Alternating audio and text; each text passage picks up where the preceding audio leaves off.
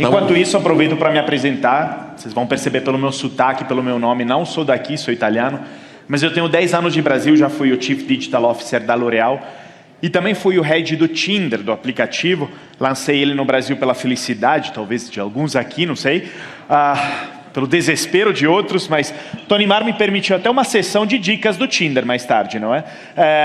Talvez mais para o fim do dia, depois do coffee break.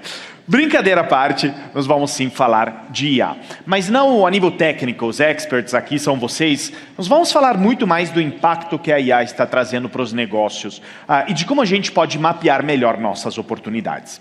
E paradoxalmente, para falarmos sobre IA e o futuro, eu quero só por um momento ir atrás no tempo e contar uma história. E essa é a história de como nasceu a Polaroid, a câmera de revelação instantânea. Porque, para quem não sabe, a Polaroid nasceu em 1944, graças à pergunta boba de uma criança de 4 anos ao seu pai. Uma família estava de férias, o pai tirou uma foto da filha e a filha perguntou: pai, eu posso ver a foto que você acabou de tirar? Uma pergunta normal nos dias de hoje, é só pegar nosso smartphone e está aqui a foto, filha. Só que era 1944, não tinha nenhuma tecnologia para imprimir fotos naquele momento. Então, o pai falou, sabe quando a criança faz pergunta boba? Filha, óbvio que não tem como. Deixa eu te explicar. Tem que ir num lugar especial, vai ter um técnico, vai ser caro, demorado. Mas ele ficou muito incomodado com essa pergunta da filha. E ele foi atrás e acabou desenvolvendo uma tecnologia para imprimir fotos na hora. Ele era já um famoso inventor na época, chamado Edward Land. Mas eu quero que você reflita junto comigo. Será que algum adulto teria feito uma pergunta dessas? Algum engenheiro? Ou algum expert com mais de 30 anos de experiência na indústria fotográfica? Com certeza não. Mas por quê?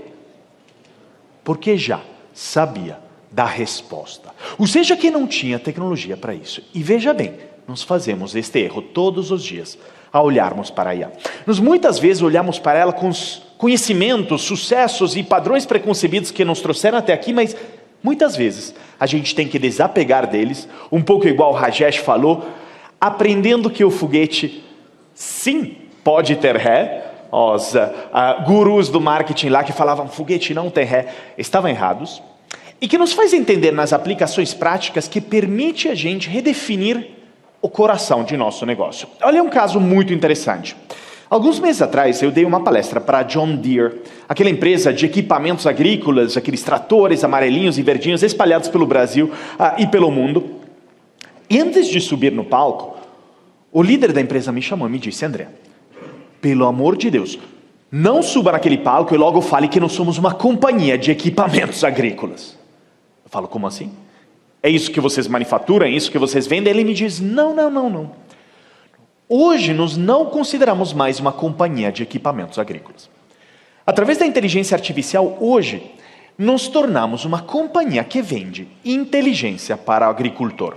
Veja só, os equipamentos deles estão embedados de sensores, internet das coisas, medidores de dados em tempo real lá no campo, que através de inteligência artificial são transformados em insights gerenciáveis por uma plataforma, myjohndeere.com, que é cobrada para o agricultor.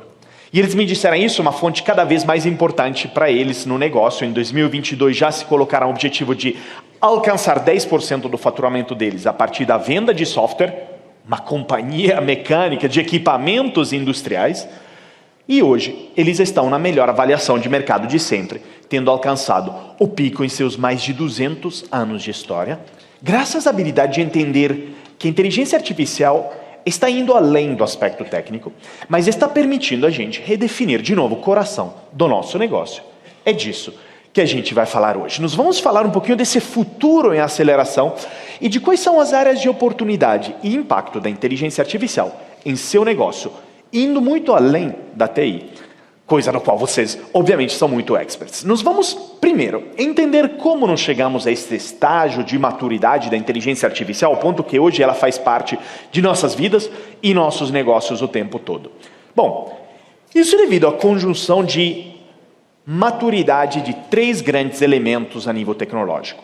Primeiro, avanços nos algoritmos de aprendizado de máquina, particularmente na camada do Deep Learning, que deu vida aos Large Language Models, que é uma sub-área do Deep Learning, e afinal que permitiu que hoje os algoritmos consigam fazer o quê?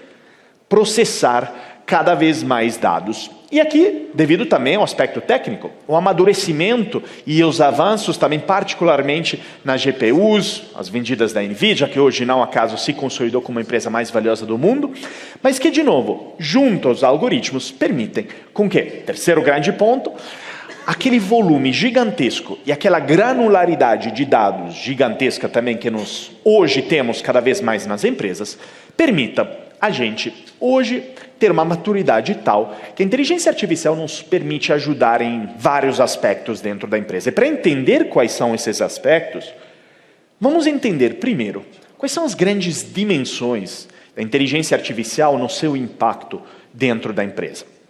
E eu gosto de categorizar ao longo de duas grandes linhas. Primeiro, por sua função, podemos dividir a inteligência artificial e ferramentas em dois grandes grupos. Por um lado, ferramentas de inteligência artificial preditiva, que elas inclusive não são nem as mais recentes, são inteligência artificial que transforma dados em insights sobre o futuro de nosso negócio. Mas também, cada vez mais, ainda mais depois do lançamento e popularização dos Large Language Models, a inteligência artificial generativa, que iremos ver nos não só diz coisas, mas faz coisas para a gente. Essa distinção é importante. E o segundo grande aspecto é por sua dimensão de aplicação. Podemos ter inteligência artificial que impacta nosso negócio a nível interno, operações, processos, e também, porém, inteligência artificial externa, que impacta os pontos de contato que a gente tem com nossos clientes e consumidores, independente que a gente esteja um negócio B2C ou B2B. E essas duas dimensões são importantes porque, com nossa equipe, a gente desenvolveu uma matriz de aplicações da inteligência artificial a nível de negócio, dividida em 4 grandes áreas. Se no eixo a gente coloca o grau de uso de preditiva até a generativa e em outro eixo o grau de uso interno e externo, as 4 grandes áreas de aplicação da inteligência artificial em nosso negócio são, ao meu ver, a seguinte. A primeira é o que eu chamo de Tell Me. Aplicações de inteligência artificial para nos dizer coisas sobre o futuro de nosso negócio. Fundamentalmente, inteligência artificial preditiva para uso interno, que transforma nossos dados em melhores insights. Consequentemente, nós, nossa liderança e nossos colaboradores irão tomar melhores decisões. Mas quando a gente migra o uso da IA preditiva para o uso externo, é onde ela não só diz coisas para a gente, ela diz coisas para nosso cliente. É o que eu chamo de Tell My Customer. Todo o mundo da inteligência artificial conversacional, afinal, é gerado em base a predições sobre o problema que a gente tem que resolver. Large Language Models são também modelos preditivos. Então aqui, todo mundo da inteligência artificial conversacional, ela ajuda a gente a se comunicar melhor com o nosso cliente consumidor. Agora, quando a gente migra para o mundo da IA generativa, lembrem da distinção de antes, é o que eu digo, ela nos não só diz coisas, ela começa a fazer coisas para a gente. Criar conteúdo, automatizar processos, ainda mais futuramente, e hoje já com a IA de agentes. Para uso interno, do for me. Ela faz coisas através de automações, simulações e augmentações. Iremos aprender muito mais sobre esta palavra augmentação, pois ela é chave no mundo de hoje. E o último, não menos importante, aliás, talvez o mais importante, que é um pouco o caso da John Deere, do for my customer. A geração e criação de novos produtos, serviços ou modelos de negócio para o nosso cliente, para a gente monetizar mais, através da inteligência artificial. E essas 4 grandes áreas são importantes porque, afinal, estão, primeiro, atrás do crescimento exponencial da inteligência artificial. Vou até voltar um segundo, pois alguns ainda estavam tirando fotos. Então, essas 4 áreas nos ajudam a, primeiro, fazer um diagnóstico por onde começamos, inclusive, de novo, não só a nível técnico, mas a nível de aplicações de negócio, coisa que, inclusive, nos ajuda também como gestores e líderes da área de TI a evangelizar as outras áreas e ajudar eles a entender por onde começamos, que é o grande desafio.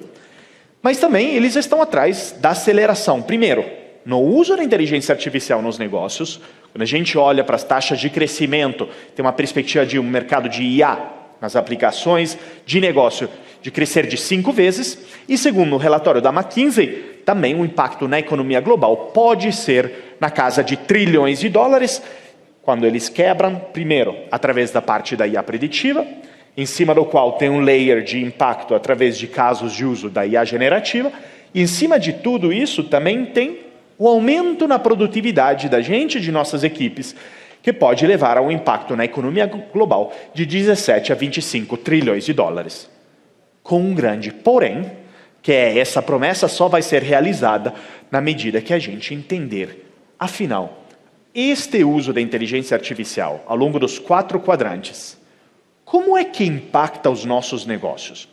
Então, a gente precisa entender que essas áreas de aplicabilidade, elas estão transformando a forma em que a gente tem que olhar para nossos negócios, e a concretização dessas promessas de produtividade, de impacto na economia, só vão funcionar se a gente aplicar ela da melhor forma. E para poder fazer isso, eu peguei um pouquinho da matriz e vim com 4 grandes áreas de impacto da inteligência artificial nos negócios a partir de tudo que nós falamos até agora. E a primeira grande área de impacto é que a inteligência artificial está transformando nossos negócios de negócios fundamentalmente reativos para negócios muito mais preditivos. Eu vou começar explicando isso com uma reflexão. Vamos pensar. Se hoje eu estou andando pela rua aqui fora com meu celular no bolso, mesmo que eu não esteja mexendo nele, mas ele traqueando o meu GPS, localização, mandando para várias aplicações, eu estou caminhando offline, como eu acho, ou eu estou online? Ou até se eu for dormir com meu smartwatch no pulso, ou meu Garmin, Fitbit, ou Whoop, como no meu caso, eu estou sonhando offline, estou dormindo offline, ou estou online? É a verdade que é uma pergunta retórica, pois a gente já sabe, entende, que se consumimos TV com inteligência artificial, se nós temos um micro-ondas inteligente que coleta dados e assim por diante, nós estamos online o tempo todo. E algumas indústrias podem até me dizer, André, não, mas eu sou do agronegócio e isso não funciona para mim. Não é verdade, nós coletamos dados o tempo todo. Por quê? Porque os aparelhos estão online, também lá no campo remoto, agora com conexões Starlink, pode-se gerar dados. Quando vemos o volume de IoT espalhado no campo do mundo, passamos de 300 milhões de aparelhos conectados para 360 milhões, com um crescimento nos próximos anos até fim de 2026, absurdo. E também, não só por o aumento de conectividade e de IoT que aumentam os dados, é porque, além dos dados quantitativos de nossas empresas, cada vez mais a inteligência artificial nos ajudará a obter dados qualitativos. Veja só, hoje em dia, um estudo recente, publicado num jornal de saúde mental, de Mental Health, demonstrou que, isso até antes, o GPT 3.5 já tinha resultados comparáveis a outros seres humanos no reconhecimento de emoções de pessoas, através dos movimentos faciais e tudo. E agora, os mesmos pesquisadores ainda não publicaram, mas já estão demonstrando que o GPT-4 e aí o 4.5 e futuramente quando virar o 5, já estão superando nossa habilidade de identificar emoções. Então, onde eu quero chegar com tudo isso? Mais conectividade, mais aparelhos conectados, mais dados e granularidade deles, não só a nível quantitativo, mas qualitativo, estão gerando o quê? Estão gerando um volume absurdo de dados. Algo que nós nunca vimos, e tenho certeza cada um de vocês nunca viu tanto dado dentro da sua organização. E quando a gente olha para o volume de dados gerado no mundo, desde o começo da humanidade, mais de 90% desses dados foram gerados na última década. Eles não param de crescer. E aqui vem uma oportunidade, obviamente. Muitas vezes pensamos, que bom, quanto mais dado, melhor. As outras áreas não dizem isso. Eu quero muito dado. Mas vem também um desafio. Esse dado é dado demais por nossa cultura tradicional de dados nas organizações. E para demonstrar o quão difícil é tomar boas decisões com muito dado, eu trouxe um pequeno experimento que eu vou fazer com vocês. Eu vou mostrar uma imagem agora, uma imagem confusa, com vários pontos brancos e pretos, é difícil de enxergar alguma coisa aqui. E a imagem é essa. Eu vou dar alguns segundos para você olhar muito bem para a tela. O pessoal também da outra sala, fique à vontade, olhem para isso. Vou dar alguns segundos a mais. E eu vou ouvir alguns palpites. O que representa essa imagem? Essa imagem de quê? Quem gostaria já de opinar? Quem já está vendo alguma coisa aqui? O que tem aqui? Podem falar alto, sem medo de... Uma montanha, que mais? Um crânio, que mais? Uma floresta, que mais? Mais alguém? Aí a gente olha de perspectivas diferentes, né? Angula um pouco a vista. Mais alguém? O mapa, que mais? Não é isso. Ok, uma rua, não. Ouvi alguém aqui? Não? O quê? Uma mão? Pois é, não. Não é nada disso. Se eu for falar para você que esta é a imagem de uma vaca, você iria acreditar em mim? Você diria, não, André, onde está a vaca? Aqui. Pois bem, olha uma orelhinha aqui da vaca, olha outra orelhinha, o focinho aqui, um olhinho, outro olhinho. Eu sei que alguns estão dizendo, ainda não estou vendo a vaca. E está tudo bem, é feito de propósito, não acontece de QI. Inclusive, veja bem, essa vaca é famosa, tá? Ela chama a vaca do Dallenbach. Quem era o Karl Dallenbach?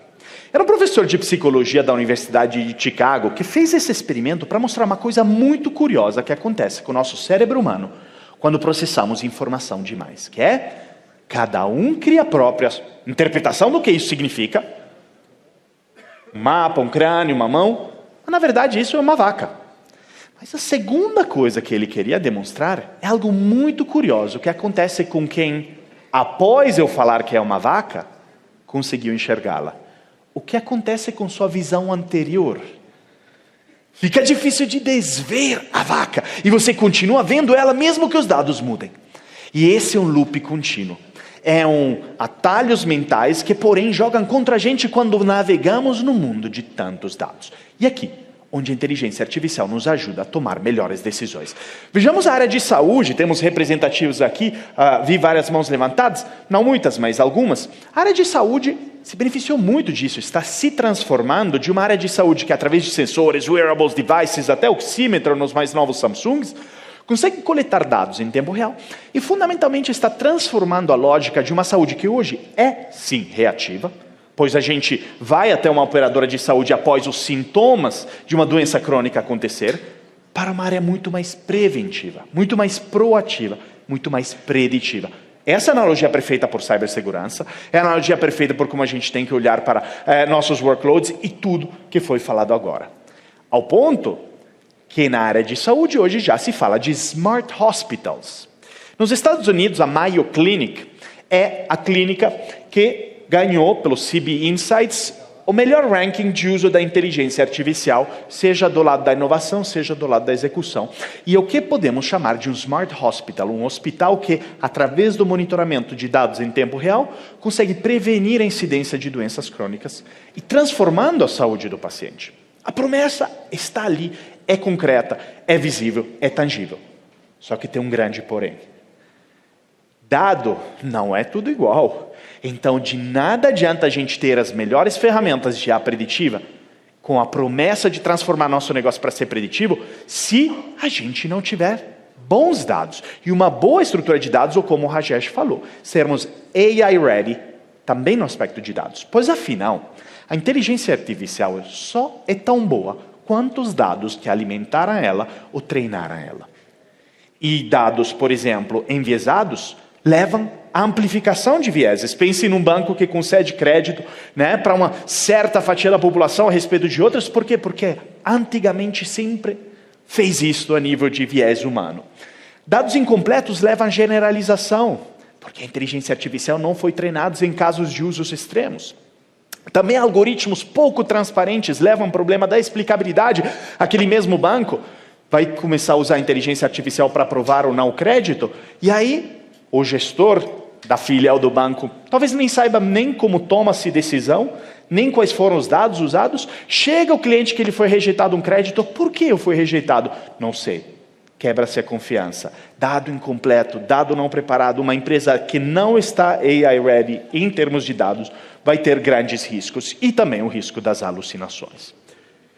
Então, de novo, o primeiro grande pilar de transformação e impacto é a promessa de transformar nossos negócios mais preditivos, mas tudo depende também dos dados que a gente tiver e de como a gente prepara a nossa organização para isso. Segundo grande pilar é uma transformação de uma visão que olha para a inteligência artificial muito mais para automações, para uma que vê a inteligência artificial para augmentações. Irei explicar a diferença num segundo. O Jensen Huang, fundador e CEO da NVIDIA, ele, em todas suas entrevistas, sempre admite que até os próprios chips da NVIDIA, as GPUs que eles vendem, elas são desenhadas pela inteligência artificial. Porque sem ela, ele diz, nunca os seres humanos conseguiriam inovar de forma tão rápida como eles fazem. Tudo bem. Isto é o resultado de automações nos processos, que nos levam a ter maior rapidez. Um exemplo prático de inteligência artificial é a Dow Chemicals, grande empresa do setor químico, que recentemente, acho que perdeu a imagem aqui, ela ganhou um prêmio muito grande e muito importante de inteligência artificial, pois desenvolveu um algoritmo que permite simular, de fato, não sei se é o cabo, porque aqui está funcionando tudo. Permite simular formulações de poliuretano customizadas de cliente a cliente em poucos segundos. Antigamente, no laboratório, isso demorava 3 meses. Então, vai automatizando muitos processos humanos e, consequentemente, você reduz, como no caso deles, de 200 mil vezes o tempo para desenvolver uma solução customizada. Muito bem. Porém, não todo mundo está de acordo em dizer que a inteligência artificial, o grande impacto dela, é na automação. E essa pessoa não é menos que o Darren Acemoglu, que de rosto talvez nem todos reconheçam, mas ele é o ganhador do Prêmio Nobel da Economia deste ano. Ele disse, num paper famoso dele, que traz um conceito que ele chama do paradoxo da produtividade da IA, ele diz que a inteligência artificial está vindo para automatizar processos que, na verdade, já eram ineficientes. E quando a IA torna eficiente algo que já era ineficiente, na verdade, não está ali a grande promessa do impacto que ela vai ter nos negócios. Ele diz, trazendo dados da Accenture, da consultoria, que a grande promessa, de novo, não está na automação, que é o verdinho aqui, mas está no amarelo aqui, que é a porcentagem de tarefas que podem ser aumentadas pela IA. E se a automação é substituição de tarefas humanas por parte da IA, a augmentação é melhora da qualidade das tarefas humanas, graças à IA. Um exemplo prático vem do setor financeiro, Nubank. Enquanto a maioria das instituições financeiras optaram por lançar chatbots que automatizam um ponto de contato com o seu cliente, gerando, porém, às vezes, algumas dificuldades de uso, nem sempre te entende, volta para o menu inicial, o Nubank disse não, eu não vou substituir o contato humano, eu vou usar a IA para desenhar um painel para meu atendente humano ser mais produtivo e mais assertivo na resposta.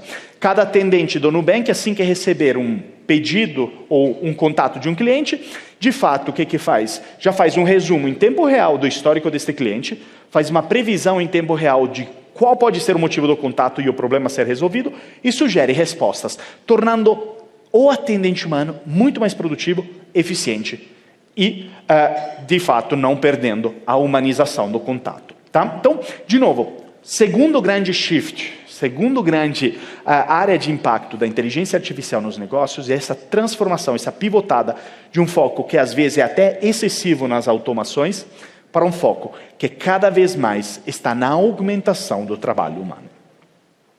Muito bom até agora. Mas o terceiro grande shift é que também, na nível de interações com o nosso cliente, a IA está transformando transações em experiências. E para explicar isso, a melhor forma é resgatando, para os mais viciados do Netflix vão reconhecer aqui, um episódio do seriado britânico Black Mirror, que descreve, o primeiro da 3ª temporada, um mundo hipotético, mas não tão longe do nosso, onde, imagine-se, a cada interação você dá e recebe uma nota. Cada interação humana. Imagine se o nosso cliente pudesse ter um aplicativo desse e avaliasse de 0 a 5 toda a etapa da jornada que a gente tem com ele e com ela. Com certeza, a gente iria focar muito mais em garantir as melhores experiências, assim como eu, que tenho um apartamento no Rio de Janeiro, passo o fim de ano lá na Itália visitando a família, antes do Airbnb, alugava no boca a boca para o primo do meu amigo, não me preocupava tanto em prepará-lo, porque na pior das hipóteses, a reclamação só meu amigo ia ouvir. hoje está no Airbnb, eu dou 2 vezes a volta da casa, limpo melhor do que se fosse para mim, porque eu quero aquelas 5 estrelas. E neste mundo da transparência e do empoderamento do cliente, nós já vivemos num mundo onde o cliente tem muito mais poder de barganha conosco do que a gente imagina, e a lógica se transforma. Não é mais a gente a impor o nosso produto, o serviço, dizendo somos os melhores para o nosso cliente, mas o cliente a decidir o que ele espera. E essas expectativas do cliente são moldadas pelas melhores experiências que eles têm lá fora. Pense bem, independente do setor que você está, o seu cliente, o consumidor, ele ou ela são também usuários do iFood, do Rappi, do Uber, onde eles têm gratificação instantânea. Eles têm hiperpersonalização pelo banco preferido deles. Eles têm experiência sem atrito por um super aplicativo. Experiência de sustentabilidade por uma marca de café. Você escaneia um QR Code, vê como e onde foi cultivado. Eles começam a moldar suas expectativas sobre a gente a partir daquelas melhores experiências. E não a partir do que a gente sempre fez ou do que o nosso competidor direto faz. Isto pede que a inteligência artificial seja usada para melhorar a experiência do cliente na ponta, buscando vendas omnicanal, sustentabilidade, gratificação instantânea, baixo atrito, personalização, novos modelos de negócio e muitas mais coisas que, de novo, são as novas expectativas de um cliente que não busca mais uma transação conosco, mas busca experiências. E a diferença entre vender um produto ou serviço de forma transacional ou criar uma experiência é uma diferença entre focar no que fazemos, venda de um produto transacional, em como fazemos o nosso cliente sentir. Esta é a venda de uma experiência. E o impacto aqui é fortíssimo. Um exemplo prático vem da área de seguros de vida. A Prudential, alguns anos atrás, fez um movimento interessante. Comprou um aplicativo de saúde chamado Vitality. Não é de saúde, é tipo um Strava, mede tuas calorias, o esporte que você faz. E a primeira vez que eu vi isso, pensei, nossa, que falta de foco. Uma seguradora de vida que entra na área de saúde, isso não faz sentido. E no evento perguntei para eles por que fizeram, me disseram, André, é simples. Nós queríamos ter acesso aos dados de saúde de nossos segurados de vida para poder gamificar a experiência. E hoje, quem faz muita atividade física recebe um desconto naquela apólice de vida. Por quê? Porque vai ser um ótimo pagador. Essa pessoa vai viver mais tempo, vai viver mais anos. E eu quero incentivar este comportamento através da inteligência artificial preditiva. Olha que interessante. Volta também a questão dos dados. Mas aqui é focado no ponto que nós falamos. Que é, temos que também pensar a lógica de como nós interagimos com o nosso cliente, pivotando de um foco no que fazemos e enfocando cada vez mais em como fazemos ele ou ela se sentir, tá? E na medida que a gente fizer isto, bem feito, com a inteligência artificial, particularmente conversacional, chegaremos a um ponto onde nosso cliente pode até se apaixonar por nossas ferramentas, por nossa forma de encantá-lo através da experiência. E aqui mais uma referência vindo de Hollywood, para quem viu o filme Ela, 10 anos atrás, em 2013, um pouco mais de 10, já descrevia um mundo onde a inteligência artificial era tão personalizada, tão humanizada, que as pessoas iriam se apaixonar por ela. Esse é o protagonista do filme, o Theodore, interpretado pelo Joaquin Phoenix, que se apaixona pela voz da Scarlett Johansson. Mas nessa parte do filme específica, ele começa a desconfiar que talvez a inteligência artificial não esteja só falando com ele. E começa a ficar com ciúmes, tá? E pergunta, você está falando com mais alguém agora? Ela diz, sim. São outras pessoas, outros sistemas operativos. O que é? Inteligência artificial, honestamente, fala assim. E aí, com ciúmes, quantos? 8.300. E 16 outras pessoas. Imagina se o contatinho do Tinder te disser isso, você fica arrasado, não é?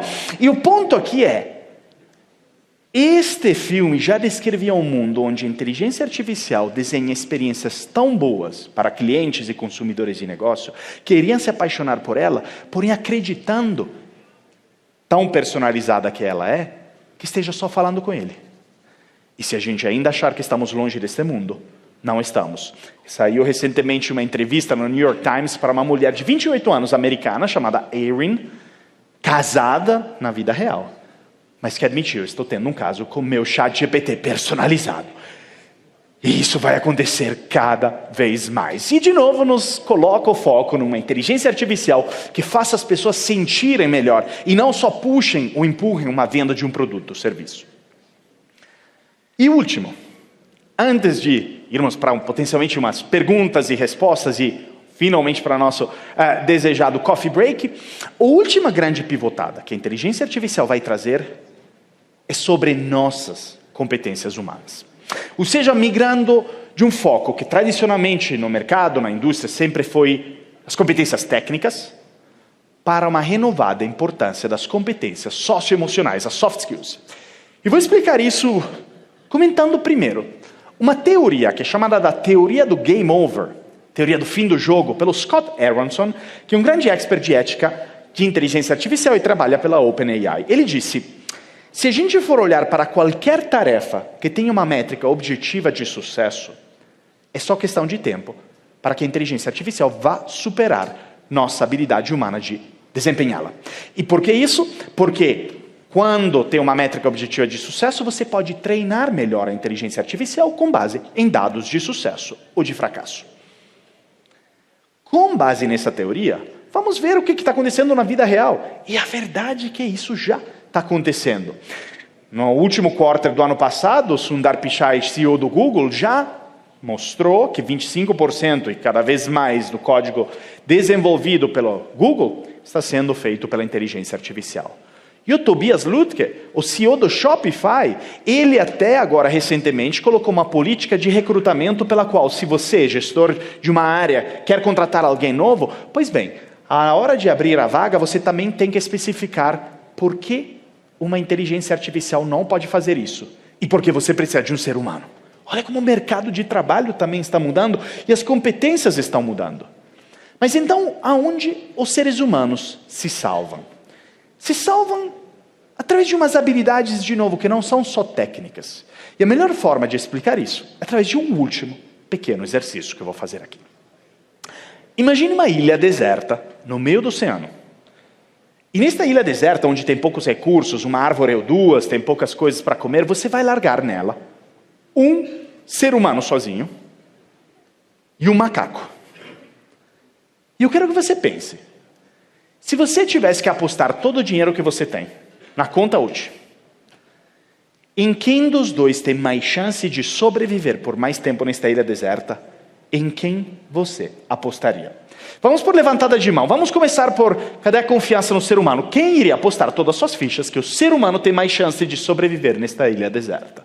Vamos ver. Tem algumas pessoas com muita confiança no ser humano, mas são poucas, tá? Eu diria que um 10% no máximo. Já estou preocupado com agora a resposta seguinte. Quem iria apostar todas as suas fichas que o macaco tem mais chance de sobreviver? É um bom 90-10. Eu não sei se isso diz mais sobre confiança no macaco ou falta de confiança no ser humano, mas depois disso a gente conversa. Mas sabe o que é interessante? Eu também iria apostar todas as minhas fichas no macaco. E a gente iria ganhar nossa aposta. Por quê? Porque todos os sociólogos, antropólogos, demonstram que como espécie animal, nós humanos sozinhos somos muito ruins em sobreviver. Então, como nós chegamos a ser a espécie dominante deste planeta, que quer até colonizar outros planetas? Pois bem, deixa eu reformular um pouquinho este cenário para você. Mesma ilha deserta, mas você vai largar 100 seres humanos e 100 macacos. Será que a resposta agora muda? E muda sim. Mas por que muda? Porque a gente já imagina alguma dessas pessoas dando umas ideias, e aí formando-se grupos, e aí alguns sobem a árvore, catam os cocos, e outros vão pescando, outros vão construindo um barco. A colaboração é o fator de sucesso da nossa espécie que nos tornou as mais dominantes do planeta. Mas eu só subo naquela árvore, arriscando a minha vida, se eu sei que você está ali de verdade pescando e construindo um barco, e não pegando sol na praia. Confiança. A colaboração nasce da confiança, que é o grande lubrificante social. E nada disso é competência técnica. Mas tudo nasce das nossas habilidades socioemocionais, a empatia, a habilidade de escutar, o pensamento crítico. Leva a mais confiança, e confiança leva a colaboração. E aqui que é interessante, porque quando a gente olha então as consequências disso tudo e os riscos que a inteligência artificial traz, é que eles foquem demais no entendimento que a IA é algo técnico. E a gente não pense com pensamento crítico, uma habilidade socioemocional, sobre, por exemplo, as respostas que ela nos dá. Tem Po Shen-lo, que é um professor de matemática na Carnegie Mellon University nos Estados Unidos, que sempre diz, para as crianças, a partir de agora, nós não temos só que ensinar a resolver os problemas que a gente dá ou as tarefas de casa. Temos que ensinar a corrigi-las e revisá-las. Por quê? Porque senão teremos uma geração que copia e cola o resultado que o ChatGPT gera, cheio de vieses, uma alucinação, uma referência errada, e espalha para dentro da empresa. Imagine o risco disso. Nós não queremos esses riscos. E são 3 os grandes riscos principais nas competências humanas da IA. A primeira é de uma dependência excessiva. Esse copia e cola. Ao ponto que quando a gente olha para um estudo recente do MIT Media Labs, demonstrou que o uso excessivo de inteligência artificial e ferramentas como o ChatGPT reduz o pensamento crítico e o engajamento cerebral de quem o faz. Esse é um grande risco. O segundo grande risco é de substituição, mas não tanto a gente que está nessa sala, mas as futuras gerações. Por quê? Porque quando a gente olha, o grande impacto está sendo sofrido por pessoas que estão em níveis e cargos de começo de carreira. Isto, de fato, está dificultando as pessoas mais jovens a entrar no mercado de trabalho, e dados da Randstad mostram que existe uma diferença, um gap de 27% entre o nível de novas vagas para pessoa sênior, que não mudou muito no último ano, e para pessoas júnior, que caiu de 25%. Esse é um grande impacto, e nós temos que também ser responsáveis por isso. E o terceiro grande ponto, comoditização, é o aspecto do Daron Acemoglu e do paradoxo da produtividade. Se todos nós e nossos competidores também começamos a usar as mesmas ferramentas, qual é o nosso diferencial? E volta ao aspecto, que é a habilidade socioemocional. Porque só para finalizar aqui, eu vou trazer os resultados de uma pesquisa que eu fiz para meu novo livro, publicado pela Wiley, chama Between You and AI. E eu perguntei para 247 profissionais da área de RH a seguinte pergunta: se você tivesse que contratar uma nova pessoa para a empresa, e depois de várias entrevistas, várias pessoas, você chega na fase final, gosta muito de 2 candidatos diferentes. Candidato 1, ou candidata 1, tem muito boas habilidades técnicas, codifica muito bem, tem todas as certificações, tem muita experiência, tem um QI muito alto, mas não tem muito boas habilidades socioemocionais. Não se comunica muito bem, não tem muito pensamento crítico, não ouve muito bem. Candidato 2, ou candidata 2, é o contrário, não tem todas as habilidades técnicas, não completou os estudos, vem de outra área, mas tem muito boas habilidades socioemocionais. É empática, colabora, passa confiança. Eu perguntei, qual dos 2 você acabaria contratando?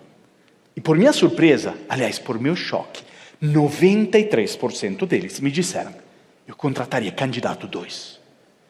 Por meu choque, porque eu, assim como você, cresci num mundo, no mercado e no mundo educacional que me dizia exatamente o contrário.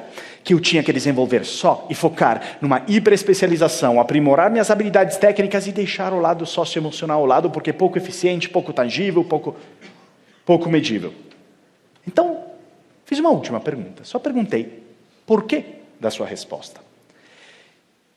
E primeiro porque me disseram, André, é simples. É porque habilidades técnicas, se uma pessoa não tiver, são muito mais fáceis de desenvolver e ensinar do que habilidades socioemocionais. Mas o que mais nos interessa, para fechar este papo, que de novo não é só sobre tecnologia, mas é muito mais sobre o nosso papel humano, me disseram, André, é porque hoje na empresa nós já temos ferramentas de inteligência artificial que desempenham algumas das habilidades técnicas de nossas pessoas de forma mais eficiente e produtiva.